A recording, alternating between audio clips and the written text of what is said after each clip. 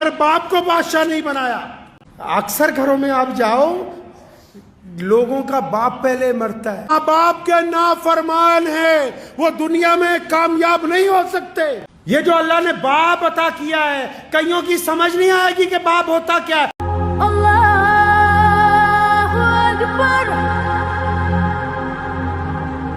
आप जब माओ को देखोगे ना, माएँ जब अपने बच्चे को उठाती हैं, मैं बार बार याद दिला दूं कि माओ की अजमत में कोई कमी नहीं है, लेकिन माँ जब अपने बच्चे को उठाती है वो उसको गोद में उठाती है। माँ जब अपने बच्चे को उठाती है अपनी कमर के साथ लगाती है, लेकिन बाप जब अपने बेटे को, बाप जब अपनी बेटी को, बाप जब अपनी औलाद को उठाता है तो उनको अपने कंधों पर बिठाता है। क्यों?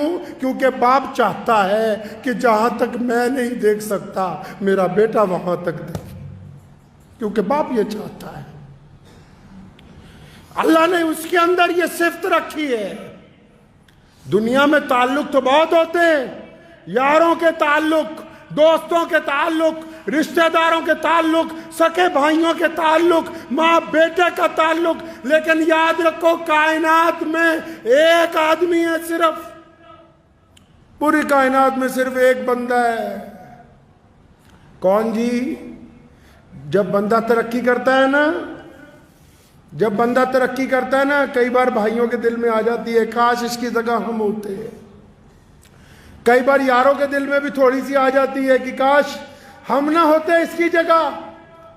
और बड़ी बात कहता हूं, बाज़ औकात माओ के दिल में आ जाती कि फलां की जगह मेरी फलां औलाद आगे होती इनमें से, लेकिन सिर्फ बाप एक ऐसी शख्सियत है कायनात में जिसकी ये तमन्ना है, जिसकी ये आरजू है कि मेरा बेटा मुझसे चंद कदम आगे जाए, मेरा बेटा उस मुकाम तक पहुंचे जहां तक मैं नहीं पहुंचा। ये अगर ज़र्फ अल्लाह ने किसी को अता किया, ये ताकत अल्लाह ने अगर किसी को अता की, ये मोहब्बतें अल्लाह ने अगर किसी को अता की हैं, तो सिर्फ एक बाप को अता की है। वो ये बाप के अंदर सिफ्त है कि जब बाप की जिक्र क्यों नहीं होता? क्योंकि बाप असल में प्यार तो बहुत करता है, लेकिन जब औलाद बड़ी होती है ना तो उसको छाती से लगाता हुआ झिझकता है, थोड़ा डरता है, लेकिन ये मोहब्बत मां से ज्यादा करता है।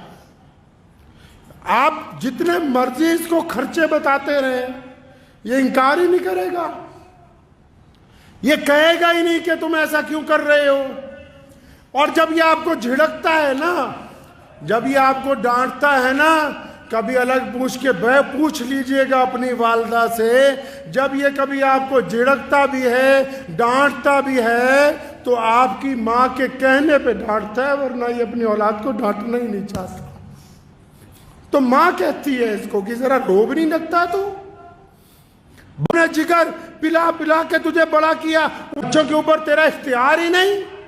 जब वो कहती है तो ये फिर बच्चों को डांटता है, वरना ये बच्चों को डांटने के लिए तैयार ही नहीं है। अल्लाह ने ये मोहब्बत ही फिर जिक्र किया कुरान ने दोबारा। कहा? सैयदना इब्राहिम अलैहिस्सलाम का और सैयदना इस्माइल अलैहिस्सलाम का, एक बाप का अपने बेटे की मोहब्बत के आगे। देखो जब अल्लाह ने कह दिया ना अपना बेटा कुर्बान कर दो, है ऐसी कोई मोहब्बतें? क्या पढ़ा है कभी कुरान पाक इस जाविये के साथ जिसने बार बार कहा कि अपने माँ बाप के साथ एहसान का मामला करना, जिसने कुरान ने कहा कि अल्लाह और उसके रसूल के बाद अगर किसी का दर्जा है तो माँ और बाप का है, जहां सैयदना याकूब अलैहिस्सलाम अपने बेटे के लिए रोते हैं और सैयदना इब्राहिम अलैहिस्सलाम अपने बेटे को लेके कुर्बान करने के लिए जाते हैं। कुरान ने दिखाया कि देखो एक बाप अपने बेटे के लिए इतना रोया, आंखें चली गई, और इस बेटे को देखो कि एक बाप ने एक दफा कहा कि बेटा तुझे अल्लाह के रास्ते में कुर्बान करना है, बेटे ने उफ तक नहीं की, अपने बाप की रजामंदी के अंदर शामिल हो गया। कुरान ने बाप और बेटों की मोहब्बत का खूबसूरत जिक्र अपनी आयतों के अंदर किया है। ये वो रिश्ता है, ये वो ताल्लुक है जिसका लोग जिक्र ही नहीं करते, बताते ही नहीं। हमेशा याद रखें कि जब तक बहुत सारे लोग ऐसे हैं, अल्लाह جن کے والدین زندہ ہیں۔ پیارے کریم رسول صلی اللہ علیہ وسلم نے، ابو داؤد شریف میں حدیث ہے، نبی علیہ السلام نے فرمایا کہ جس نے اپنے باپ کی طرف، اپنی ماں کی طرف پیار والی، محبت والی نگاہ ڈالی، محبت سے جس نے دیکھا اپنے باپ کو، اللہ ایک حج یا عمرے کا ثواب عطا فرمائے گا۔ جس نے محبت کے ساتھ اپنے والدین کو دیکھا، اب جن لوگوں کے والد موجود ہیں، جن کا باپ گھر کے اندر موجود ہے، جن کو ایسا لگتا ہے کہ اس میں کچھ تلخی آ گئی، تو قرآن نے یہ کیوں کہا کہ جب ماں باپ بوڑھے ہو جائیں تو ان کے آگے اف نہ کرنا؟ اسی لیے کہا کہ جب یہ بوڑھے ہو جائیں گے ان کا مزاج تھوڑا تلخ ہو جائے گا، ان کا مزاج تھوڑا خراب ہو جائے گا، بڑھاپے کی وجہ سے ان کو پریشانی آ جائے گی، لیکن تم نہیں اف کرنا۔ اچھا، جب تک انسانوں کی بھی ایک فطرت ہے، جب تک نعمت اپنے ہاتھ میں ہو تو اس کی ہم قدر، جب تک نعمت ہاتھ میں ہو اس کی قدر نہیں کرتے، اور اگر نعمت ہاتھ سے چلی جائے تو جن لوگوں کے پاس یہ نعمت ہے، جن کے پاس یہ نعمت ہے، وہ نخرے کرتے پھرتے، نخرے کرتے ہیں کہ جی ہمیں تو ٹائم نہیں ہے۔ آج کل آپ بڑے گھروں میں چلے جاؤ، جتنے امیر لوگ ہیں، یا آج کل جتنے آپ مڈل کلاس لوگ ہو، جتنے بھی ہو، ایسے جاتے ہیں رات کو ماں باپ کے کمرے میں جیسے کسی بہت ملٹی اسپیشلٹی ہاسپٹل کا ڈاکٹر آیا ہو۔ جا کے دروازہ کھول کے کیا پوچھیں گے؟ ڈیڈی دوائی کھائی؟ ابو جی دوائی کھائی؟ باپ کہتا ہاں بیٹا کھائی۔ اچھا شوگر چیک کی؟ ہاں جی کر لی۔ بی پی چیک کیا؟ ہاں جی کر لیا۔ اچھا ٹھیک ہے پھر آپ آرام کیجئے، اللہ حافظ۔ یہ جو کام تو کر رہا ہے یہ تو ایک ڈاکٹر بھی اچھی طرح کر سکتا ہے۔ یہ جو آپ نے کام پکڑا لوگوں نے کہ باپ کے کمرے میں گئے، ماں کے کمرے میں رات کو گئے اور جا کر کہا کہ اچھا دوائی کھائی کہ نہیں کھائی، بلڈ پریشر چیک کیا کہ نہیں کیا، یہ تو ایک ڈاکٹر بھی اچھی طرح کر سکتا ہے۔ تمہارا کام کیا تھا کہ رات کو جا کے اپنے باپ کے پیر دباتے، اپنی ماں کے پاؤں دباتے، اس کے پاس وقت گزارتے، ان کا مشورہ مانتے۔ پیسوں کی دنیا محتاج نہیں ہے، ماں باپ کو تمہارے پیسے سے کچھ نہیں لینا۔ کون سے پیسے کی بات کر رہا ہے؟ کس پیسے کی بات کرتا ہے؟ جن کے ٹکڑوں پہ ساری زندگی پلا ہے تو ان کے سامنے پیسے کی بات کرتا ہے؟ جنہوں نے اپنا خون جگر پلا پلا کے تجھے بڑا کیا ان سے پیسے کی بات کرتا ہے؟ ان کو پیسوں کی ضرورت نہیں تھی، ان کو تیری محبت کی ضرورت تھی۔ یہ چاہتے تھے کہ رات کو میرا بیٹا آئے گا تو میرے پاس 1-2 گھنٹے بیٹھے گا، میرے ساتھ چند باتیں کرے گا، لیکن بیٹے کو تو فرصت ہی نہیں ہے۔ حضرت رومی رحمت اللہ علیہ نے ایک حکایت لکھی ہے، فرمایا ایک شخص کی شادی ہوئی، نوجوان بیوی نے کہا تیرا باپ سارا دن کھانستا ہے۔ یہ جو واقعہ ہے مولانا روم رحمت اللہ علیہ نے لکھا ہے۔ تو اپنے باپ کے کمرے میں گیا، کہنے لگا ابا جی تم بہت کھانستے ہو، میری بیوی کو پریشانی ہوتی، یہ کمبل لے لو اور باہر باڑے میں سو جایا کرو، وہاں تمہیں ٹھنڈ نہیں لگے گی اس کمبل کی وجہ سے۔ جب باپ اٹھنے لگا نا تو اس کا بیٹا آیا، مطلب پوتا آیا اس شخص کا، تو اس نے کمبل لے کے نا بیچ میں سے پھاڑ دیا۔ تو اس بندے نے اپنے بیٹے سے کہا کہ تم نے اپنے دادا کا کمبل کیوں پھاڑا؟ کہنے لگا ڈیڈی اس کمبل کو اس لیے پھاڑا ہے کہ کل کو جب تو بڈھا ہو جائے گا نا، کھانسے گا، تو تجھے بھی تو اس باڑے میں بھیجنا ہے، تو اس وقت دوسرا کمبل کہاں سے لاؤں گا، اس لیے آج آدھا کمبل تیرے لیے رکھ رہا ہوں۔ لکھ لو، نشان لگا لو ان لوگوں پہ جو ماں باپ کے نافرمان ہیں، وہ دنیا میں کامیاب نہیں ہو سکتے۔ اللہ تعالیٰ نے یہ پابندی لگائی نماز پڑھنے والوں کے لیے کہ اس سجدے سے پہلے ماں باپ کی رضامندی ضروری ہے۔ اگر یہ سجدہ باپ کی بغاوت کے ساتھ ادا کیا جا رہا ہے، جو شرعاً ناجائز ہو وہ بغاوت۔ اگر باپ کو گھر میں گالی دے کے آیا، تھپڑ مار کے آیا، باپ سے زیادتی کر کے آیا، بدماشی کر کے آیا، اور پھر آ کے مسجد میں کہا کہ میں تو متقی نمازی ہوں، یہ نمازیں منہ پر ماری جائیں گی۔ میرے کریم رسول کہیے صلی اللہ علیہ وسلم نے فرمایا اے بلال اگر تو تکبیر کہہ دیتا اور میری ماں زندہ ہوتی، فرمایا میری ماں حجرے میں سے مجھے آواز مارتی محمد، تو پھر میں نماز چھوڑ کے اپنی ماں کے پاس چلا جاتا۔ اللہ تعالیٰ نے وہ درجہ عطا فرمایا ہے، اس محبت کو اللہ نے وہ درجہ عطا فرمایا کہ جس کو باپ اللہ نے بنایا اس میں استقامت دی ہے، ہمت دی ہے۔ باپ کے بعد صرف ایک بندہ اور ملتا ہے جو صرف آپ کی کامیابی پر دل سے خوش ہوتا ہے۔ ایک تو باپ خوش ہوتا ہے دل کی گہرائیوں سے کہ میرا بیٹا میری جگہ پہنچ گیا، میرا بیٹا مجھ سے آگے پہنچ گیا، یا پھر دوسرا آپ کا استاد خوش ہوتا ہے، چاہے وہ استانی ہو یا استاد ہو۔ اگر کوئی بندہ ترقی کرتا ہے تو اس کو حسد نہیں ہوتا، وہ خوش ہوتا ہے کہ میرا پڑھایا ہوا بچہ جو ہے آج دنیا کے اندر کامیاب ہو گیا ہے۔ تو جو لوگ جن کو اللہ نے نعمت دی ہے نا، باپ جیسی نعمت جن کو ابھی اللہ نے دے رکھی ہے، ان کو قدر ہی نہیں۔ لوگ اکڑتے ہیں ماں باپ سے، بدتمیزیاں کرتے ہیں۔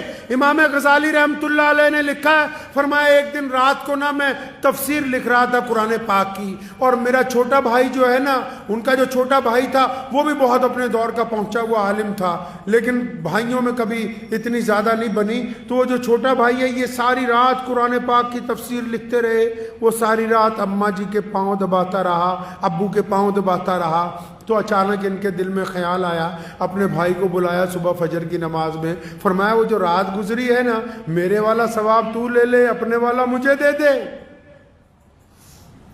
میرے والا میں ساری رات قرآن لکھتا رہا ہوں، یہ ثواب تم لے لو، اور اپنے والا مجھے دے دو۔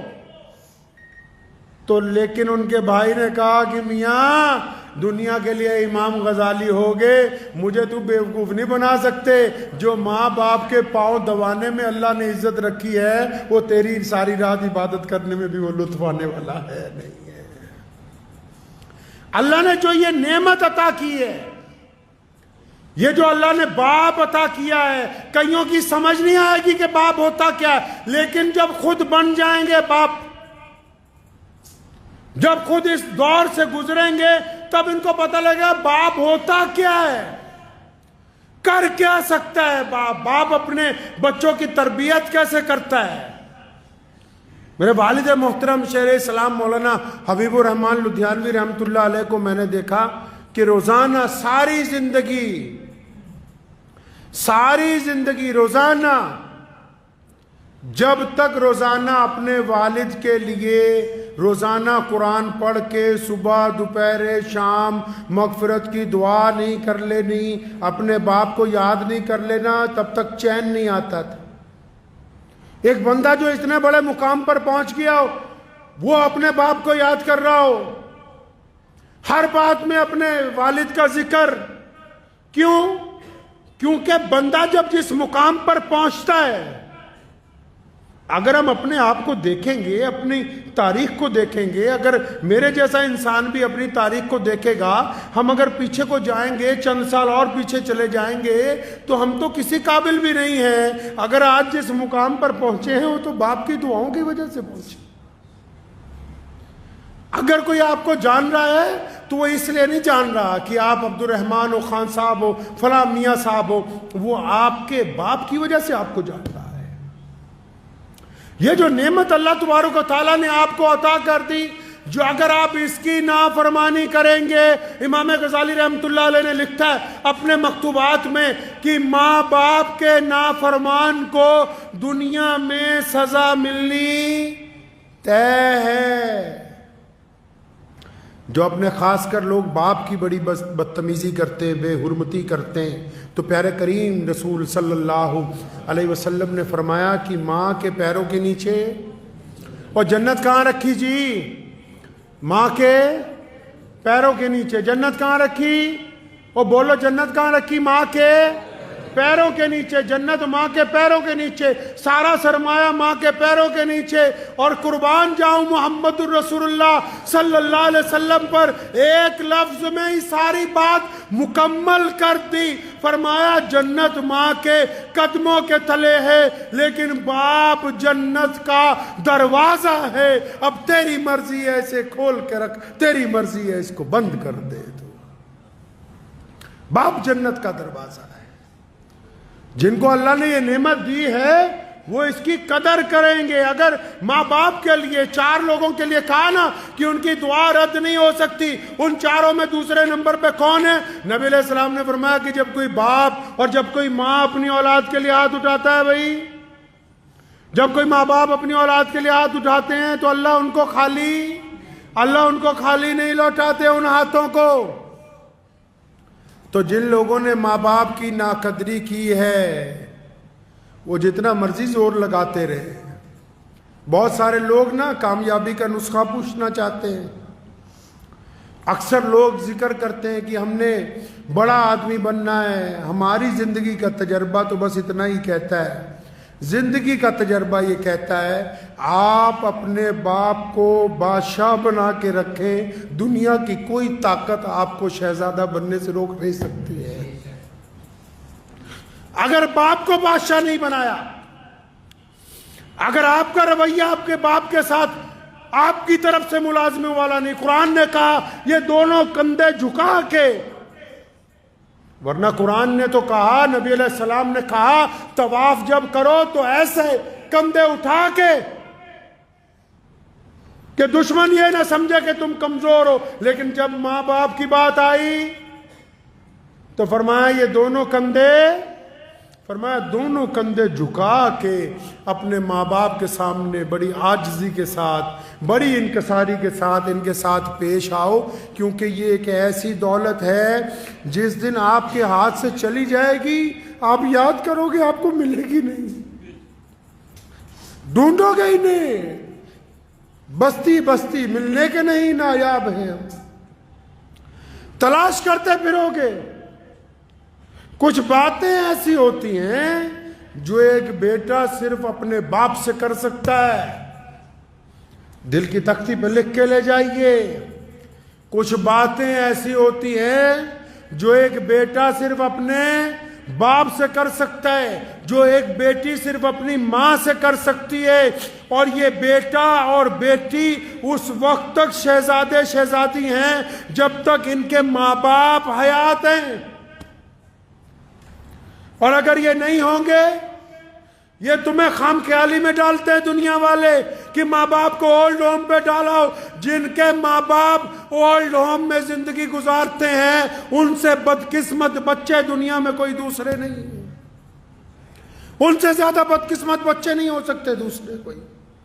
جنہوں نے اپنے ماں باپ کو یتیم خانے کے اندر ڈال دیا ہو، ان سے زیادہ بدقسمت کون ہو سکتا ہے؟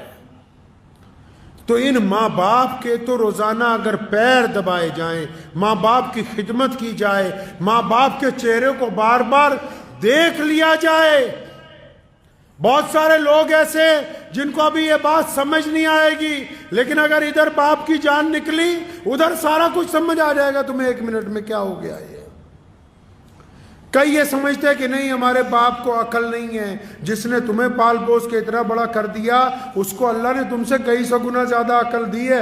ٹھیک ہے وہ اسکول میں نہیں پڑھا، ٹھیک ہے اس کو عربی نہیں آتی، ٹھیک ہے اس کو انگریزی بولنی نہیں آتی، مان لو اس کو حساب کرنا نہیں آتا، لیکن آنکھوں کی جو اندر ارادے ہیں، چہرے کے جو خد و خال ہیں، انسان کا جو مزاج ہے، آپ کی طبیعت کس وقت کیا چاہتی ہے، یہ ایک باپ سے زیادہ دنیا میں کوئی نہیں سمجھ سکتا۔ یہ بچہ بھوک کے لیے تڑپ کے آیا کہ پیسے مانگنے آیا، کہیں گھومنے کی اجازت مانگنے آیا کہ کسی سے نکاح کی اجازت لینے کے لیے آیا ہے، یہ غصے میں آیا ہے کہ محبت میں آیا ہے۔ تمہاری چال کو، تمہاری ڈھال کو اگر کوئی سمجھ سکتا ہے پہلی نگاہ کے اندر تو وہ صرف آپ کا باپ ہے، اس کے علاوہ یہ صفت ہے ہی کسی کے اندر نہیں۔ تو جن کو اللہ نے یہ نعمت دے رکھی ہے میرے بھائی، اللہ کو اللہ نے جن حضرات کو یہ نعمت دی ہے کہ چاہے ماں باپ 80 سال کے ہو جائیں، 90 سال کے ہو جائیں، چاہے ماں باپ 100 سال کے ہو جائیں. میں نے اپنی دادی محترمہ رحمت اللہ علیہ کا ایک واقعہ مجھے یاد آتا ہے. میرے والد، اللہ نے ان کو بڑی عزت عطا فرمائی، پوری دنیا میں جاتے تھے، ہزاروں لوگ ساتھ ہوتے تھے. تو میں نے اپنی دادی کو دیکھا آخری عمر میں کہ جب والد صاحب رحمت اللہ علیہ گھر سے نکلتے تھے تو انہوں نے بلا کے کہنا ہے کہ بیٹا حبیب ایسا ہے، سامان رکھا ہے؟ جی ہاں رکھا ہے. فلاں چیز بیگ میں رکھی، فلاں دوائی رکھی ہے. تو خود بذات خود بستر پہ ہونے کے باوجود، تو ایک دن میں بذات خود ذہن میں سوچتا رہا کہ یہ جس بندے کو ہماری دادی نصیحت کرتی ہے، اس کے ساتھ تو 50 لوگ چل رہے ہیں، اتنے خادم ہیں، ہر جگہ آگے پیچھے گاڑیوں کا ریل پیل ہے. یہ پھر ذہن نے یہ کہا کہ آپ یہ نہ دیکھیں کہ یہ نصیحت ہے، یہ ایک بہت بوڑھی ماں کے دل میں اپنی اولاد کے لیے محبت کا جذبہ ہے، جو ہمیشہ جوان رہتا ہے، بڈھا نہیں ہوتا ہے. جو ماں باپ کی محبت ہوتی ہے نا جی، میاں بیوی کی محبت اولاد کے بعد آتی، بھائیوں کی محبت کاروبار کے بٹوارے کے بعد آتی، یار دوستوں کی محبت تعلیم کے بعد آتی. کائنات میں اگر کوئی محبت جو روح کا رشتہ، جو خون کا رشتہ، جو ہڈیوں کا رشتہ، جو جسم کے ساتھ اگر کوئی جڑا ہوا رشتہ ہے، جو دن بدن عروج پر جاتا ہے دور ہونے کے باوجود، وہ صرف باپ کا، ماں کا رشتہ، اس کے علاوہ کوئی اور رشتہ ہے ہی نہیں ہے. تو میری ان سب نوجوانوں سے گزارش ہے، ان سب بھائیوں سے، بہنوں سے، بیٹیوں سے جن کے ماں باپ زندہ ہیں، اپنے ماں باپ کی قدر کر لو. یہ نعمت دوبارہ بازار میں نہیں ملنی، یہ والی نعمت نہیں ملنی.